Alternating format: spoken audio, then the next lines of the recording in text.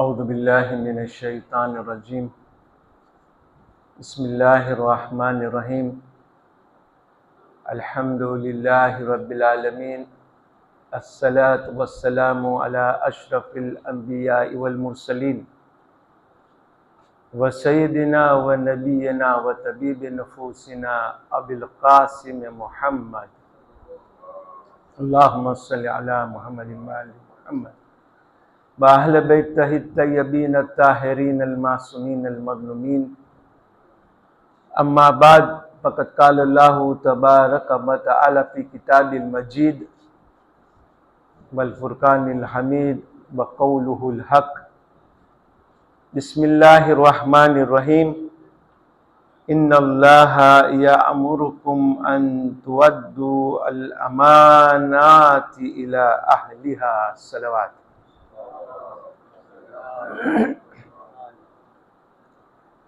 અલા કુરાને મજીદમાં ચોથો સૂરો અન નિસા અને 58 આયત એમાં ફરમાવે છે અલ્લાહ તમોને હુકમ આપે છે કે જે અમાનત તમારી પાસે છે તે હકદારને પાછી આપો.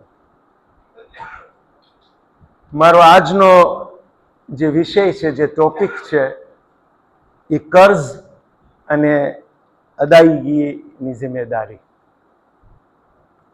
આ એ ટોપિક છે કે ઘણી વખત આ ટોપિકને રિલેટ કરવું બી જરાક ડર બી લાગે, કોઈને લાગશે કે આ અમને કહે છે, પણ this is a very general કે જે આ કર્જ છે એક ઇન્સાનના માથે જિંદગીનો બોજ છે. કાયનાતના રસૂલ હઝરત મોહમ્મદ મુસ્તફા સલ્લલ્લાહુ અલૈહિ વસલ્લમ ની હદીસ છે કે જે બી ઇન્સાન એક મોમિનની તકલીફને દૂર કરશે, જે બી ઇન્સાન કોઈ મોમિનની તકલીફને દૂર કરશે તો કયામતના દિવસે ખુદા એની તકલીફને દૂર કરશે. એટલું જ નહીં કે એક ઇન્સાન અગર બીજા ઇન્સાનને કર્જ દેશે, લોન દેશે, ફાઇનાન્શિયલી તકલીફમાં હોવાવાળો માણસને હેલ્પ કરશે તો તેનો સવાબ એટલો જ છે કે જેટલો એ ખૈરાતમાં કરશે. So it is given so much importance, અને ઇસ્લામ હેઝ રિકોમેન્ડેડ કે તમે એક ઇન્સાન બીજા ઇન્સાનને હેલ્પ કરે, એનો ફાઇનાન્શિયલી જ્યારે એ તકલીફમાં આવી જાય તો એને અપલિફ્ટ કરે, એની તકલીફને દૂર કરે. ખૈરાતનો જે આ ચેરિટી છે એનો સવાબ 10 ગણા છે, ઇટ ઇઝ 10 times મોર. અને કર્જ દેવાનો જે સવાબ છે એ 18 times મોર છે, 18 times. So it is so much important in a Muslim society, community, જે નબળા માણસોને ફાઇનાન્શિયલી બૂસ્ટ કરવામાં લોન છે કે કર્જ દેવામાં આવે, તેનાથી તેની તકલીફને દૂર થઈ જાય. પણ તકલીફ તો એ જ છે કે જેટલું દેવામાં સવાબ છે, જેટલું રિકોમેન્ડેડ છે દેવામાં, સામે ભરવાનું બી એટલી જ જિમ્મેદારી છે. એવું નથી કે વન વે ટ્રાફિક છે, લઈ લીધા એટલે પછી વાહ વાહ, નહીં.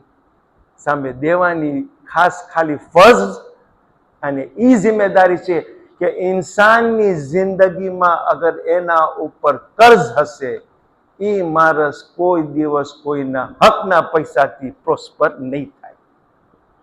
આ ખાલી રિલિજિયસલી નથી. તમે બધા વેપારીઓ છો અને તમે આ જોયા હશો આપણી ઇતિહાસમાં એવી એવી હસ્તીઓને જેના હક લઈ લીધા અને તેઓનો હશર, તેના બચ્ચાનો હશર શું થયો છે. ઇટ ઇઝ વેરી ઇમ્પોર્ટન્ટ કે જે કોઈનો કર્જ લે એ કર્જ પાછો આપે. ઘણી વખત આપણે સાંભળે કે તમે કર્જ લઈને તમે ઝિયારત જાઓ, તમે કર્જ લઈને તમે આ કરો, પણ સામે એ બી જાણો કે જઈને પાછા આવીને માણસોના કર્જ પાછા આપો, તો જ તમારો જે આ સવાબનું જે રાખેલું છે ક્રેડિટ, તમારા એકાઉન્ટમાં ક્રેડિટ થશે. આપણે આ બી જોઈ રહ્યા છે કે જ્યારે કોઈ માણસને કર્જ દે ત્યારે તેનો વ્યવહાર કેવો ફાઇન હોય છે. મુહબ્બતથી પેશ આવે છે, સારી સારી વાતો કરે છે, એકબીજાના ઘરે સાનીઓ મોકલાવે છે કે આ માણસ મને હેલ્પ કરો, પણ જ્યારે પાછો આપવાના ટાઈમે વ્યવહાર સાવ બદલી જાય છે. એવું બી જોવામાં આવે છે કે આ પૈસાના લીધે, આ કર્જના લીધે ફેમિલીની અંદર રિશ્તો બી બગડી જાય છે, તૂટી જાય છે, બોલવાનો સંબંધ બી નથી રહેતો, અને જે માણસ પૈસા એને ભરવાના છે જ એ માણસોને જોઈને રસ્તો બી બદલાવે છે. ન સલામ ન કલામનો કોઈ જાતનો રિશ્તો બાકી રહે છે. ઇટ ઇઝ વેરી, બહુ જ આમ દુઃખની વાત છે અને કઠિન વાત છે. હું બોલું છું ત્યારે મને પોતાને બી વિચાર થાય છે હું શું બોલું છું, કોઈને એમ ના થાય, પણ આ હકીકત છે. આપણે આ ચીજ ઘણી વખત આને બહુ લાઇટલી છે. અને આ રાઇટસનેસ જે એની ક્વોલિટી કુરાનની અંદર બતાડવામાં આવે છે, ત્યારે ન ખાલી નમાઝ, રોજા, હજ, ઝકાત અને આ જે વાજિબાત છે, નહીં, એની અંદર એ બી બતાવવામાં આવે છે રાઇટસનેસ માણસ, સાચો માણસ એ છે જે વાયદો કરે છે અને વાયદોને પૂરો કરે છે. આજે આપણે પોતે ખાલી જોઈ કે આપણે કેટલા પરેજ કરે છે, હલાલનું, હરામનું. આપણે જ્યારે બચ્ચાને વેસ્ટમાં ભણવા મોકલાવે છે ત્યારે કેવી રીતે તેઓને શિખામણ દે છે, ધ્યાન રાખજે આ હલાલ છે, આ હરામ છે, એવી રેસ્ટોરન્ટમાં નહીં જતો જ્યાં હરામ ખાવાનું સર્વ થતું હોય છે, એ ટેબલમાં નહીં બેસજે જે ટેબલમાં દારૂ સર્વ થતું હોય, એ જગ્યામાં નહીં જાજે જે જગ્યામાં તારી ઇજ્જત ઉપર દાગ આવે. જે આ ઇટ ઇઝ વેરી ઇમ્પોર્ટન્ટ. આ મચ્છીમાં ભીંગડા નથી તો આ મચ્છી નહીં ખાતા, આ ચીજમાં આ નથી, આ નહીં ખાતા. એટલું શિખામણ દે છે, ન ખાલી મા બાપ પણ મદ્રેસાના સિલેબસમાં બી છે. પણ when it comes to માણસનો હક, it is not the same જેમ આપણે બીજી ચીજનું ધ્યાન રાખીએ છીએ. કર્જ દેવામાં જે સવાબ કુરાનમાં છે કે ખુદા કહે છે મારી સાથે તમે વેપાર કરો અને હું એનું તમને વધારે મલ્ટિપલ કરીને પાછું આપીશ. It is there. માણસોને ફાઇનાન્શિયલી હેલ્પ કરવામાં બહુ જ સવાબ છે, પણ કર્જ આપવા ખાલી એક ઇસ્લામિક ને દીનની ફરજ નથી, એક ઇન્સાનની અખલાકી જિમ્મેદારી છે. એની શરાફત એમાં દેખાશે કે એ પૈસા પાછા માણસોના ભરે છે. આજે આપણે પોતે કમ્યુનિટીમાં, સોસાયટીમાં જોઈએ છે કેટલા માણસો એકબીજા પાસે પૈસા લે અને પછી પૈસા ભરવાની વાત જ નથી. માણસો કુરાન ઉપર કસમ ખાઈને, I am responsible for my statement, Quran ઉપર કસમ ખાઈને જ્યારે પૈસા લે છે, ઓથ લે છે કે હું આ પૈસા પાછા ભરીશ અને પછી પૈસા ભરતા નથી. એટલું બી આપણે આને નજર અંદાજ કરે છે. કાયનાતના રસૂલ મુહમ્મદ મુસ્તફા સલ્લલ્લાહુ અલૈહિ વસલ્લમ, રસૂલની હદીસ છે કે જે માણસ કોઈ પાસે પૈસા લે, લોન લે, કર્જ લે અને એ કર્જને ન ભરે અને એ મરી જાય તો એની રૂહ જે છે, એનો સોલ અટકેલી રહે છે જ્યાં સુધી એનો આ કર્જ અદા ન થાય. I will say this in English also. The soul of the believer is held hostage by his debt in his grave until that is paid off. એટલે એવું નથી કે એક માણસ કે બસ એ મરી ગયો એટલે એનું કર્જ માફ થઈ ગયું. નહીં, જો દેવા વાળો એને માફ કરી નાખે then it is a different story. આ કર્જની સાથે માસુમીનની હદીસ છે કે જ્યારે કોઈ ઇન્સાન કર્જ લે છે અને પછી એ કર્જ નથી ભરતો તો એની સાથે બીજી એવી બુરાઈઓ એની અંદર દાખલ થઈ જાય છે. એમાંથી ઇમામ અલીની હદીસ છે જેમાંથી એક કહે છે કે ઇન્સાન ખોટું બોલવામાં ઘરી જાય છે. બીકોઝ હવે તમને કહે કે પૈસા ક્યારે ભરીશ, કે બસ નેક્સ્ટ વીક ભરી નાખીશ, ને નેક્સ્ટ વીક ભરવાનું નથી તો એ ખોટું બોલે છે. તો હી gates into a habit of lying, and this is again a serious thing. અને આ કર્જ જે માણસો લે અને પછી ન ભરે તો એનો કોન્સિક્વન્સીસ સોસાયટી ને કમ્યુનિટીમાં શું થાય છે કે જે સાચા માણસો અને સારા માણસો છે તેઓને આ જે આશાઈશ છે કે જે આ ફેસિલિટી છે એ મળતી નથી. બીકોઝ એક વખત કોઈ ગરમ દૂધથી બળી ગયો હશે પછી તો છાશને બી ફૂકીને પીશે. તો એ કહેશે હવે આને બી મને નથી દો, બીકોઝ આને દીધો, આને દીધો. તમે પૂછો અહીંયા કમ્યુનિટીની અંદર બધા એના હાથ બળેલા છે, આને દીધો છું, આને દીધો છું, આને માંગુ છું. અને માણસો જ્યારે માણસો પાસે પૈસા લે અને એ પૈસા લઈને પાછા આપે, એનો ઈ સવાબ છે કે ઈ જે લોન આપે છે એ ખૈરાતનો સવાબ છે, ખૈરાતનો સવાબ છે. પણ ઘણી વખત માણસો પાસે પૈસા હોય અને માણસોના પૈસા ન ભરે અને તમે જુઓ તો મોટી મોટી ગાડીઓમાં ફરે, મોટી મોટી ટ્રીપોમાં જાય, અને આ બધી જે આશાઈશ છે એમ સમજી કે ઇન્સાન પોતાના માસ્તે એટલું ખતરનાક ચીજ બનાવે છે કે જેની અંદર એ પોતે જ ભોગવાનું છે. સલવાત પર મુહમ્મદિન વાલે મુહમ્મદ. અને આ ડેટ માસ્તે બે જાતના હુકુક છે. એક છે હુકુકુલ્લાહ, અલ્લાહનો હક, અને બીજો છે હુકુકુન્નાસ, ઇન્સાનનો હક. અલ્લાહનો હક કદાચ કોઈ નમાઝ ન પઢ્યું હોય યા કોઈ એવી ચીજ ન કરી હોય જે ઇબાદતમાં હોય યા વાજિબાતમાં હોય તો એ ખુદા ઉપર છે કે ખુદા એને માફ કરી નાખે, ખુદા માફ કરવા વાળો છે. પણ ઇન્સાનનો હક હશે, ઇન્સાનનો હક હશે તો એને કોઈ માફ નહીં કરાવી શકે જ્યાં સુધી એ જ ઇન્સાન જેનો હક છે એ જ માફ ન કરે.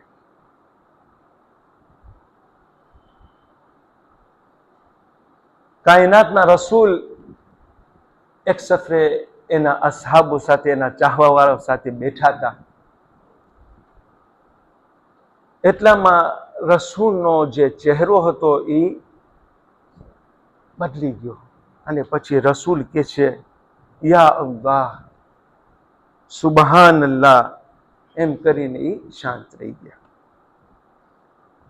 અને પોતાના હાથ માથામાં રાખી દીધા અને બસ જે બેઠક હતું એ પતી ગયું.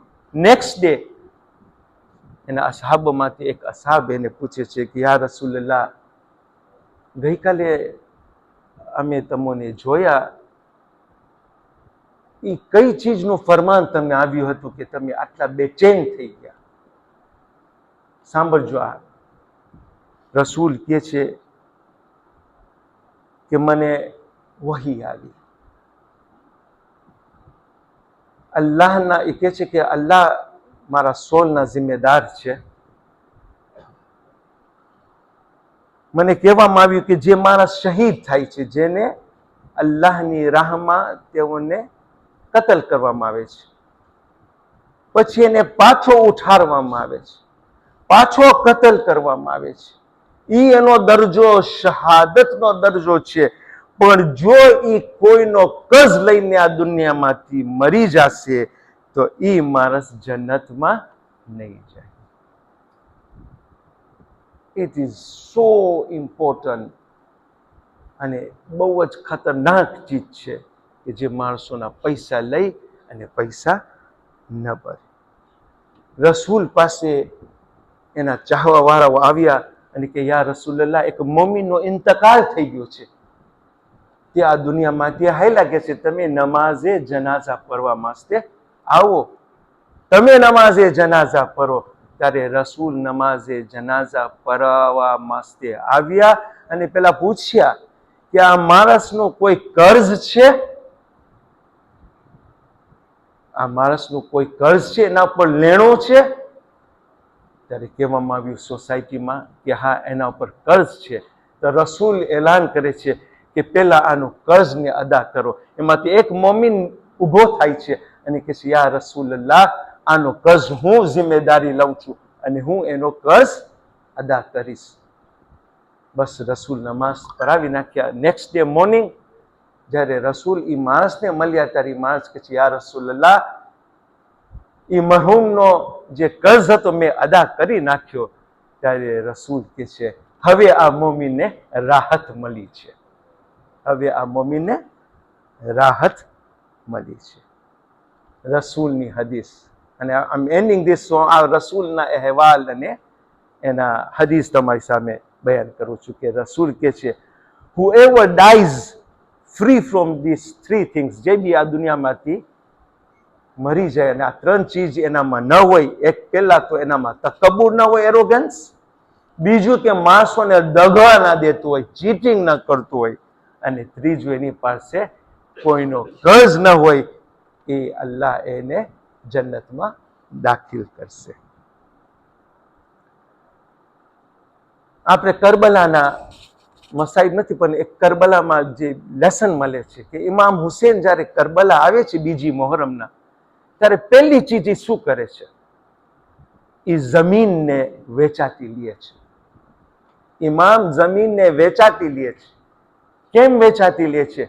કે ઇમામ ડીડ નોટ વોન્ટ કે he and his family should be buried in a place જે એની પોતાની જગા ના હોય. આપણી પાસે તો આ કબ્રસ્તાન વકફ છે, પણ જો વકફ ન હોત તો એ જગ્યાને લેવાનું એક વાજિબ છે કે પોતાની જગ્યાની અંદર એક માણસને દફન કરવામાં. એટલું જ નહીં, રિવાયતમાં મળે છે કે કરબલામાં ઇમામ હુસેન પાસે કોઈક આવ્યું અને ઇમામને કહે છે કે મને તમારી સાથે જંગમાં જાવું છે. તો ઇમામ પૂછે છે તારી પાસે કર્જ છે? એ કે હા મૌલા, મારી પાસે કર્જ છે. ઇમામ કહે છે પેલા તારો કર્જને તું ચૂકાવ, પછી તું આ જિહાદમાં. કોન્ક્લુડ અહીંયા એ જ કરવું છે. એક શુહદા જે માણસ શહીદ થાય છે, એનો પહેલો ખૂન જે જમીનમાં ટચ નથી થતો, એના ગુનાહ બધાય માફ થઈ જાય છે. પણ ઈ ગુનાહ માફ, અને ઈ કયા ગુનાહ છે? કર્જના ગુનાહ છે. ઈ માફ નથી થતા. અલ્લાહ પાસે આપણે દુઆ કરે કે ખુદા આપણે આ જે કર્જ છે એનાથી આપણે મહેફૂઝ રાખે. करबला वाले हमें दर से रजा देते हैं, तीर पर तीर बिठा कर ये दुआ देते हैं, करबला वाले हमें दर से रजा देते हैं. हाय नाना तेरी उम्मत में कहीं रहम नहीं,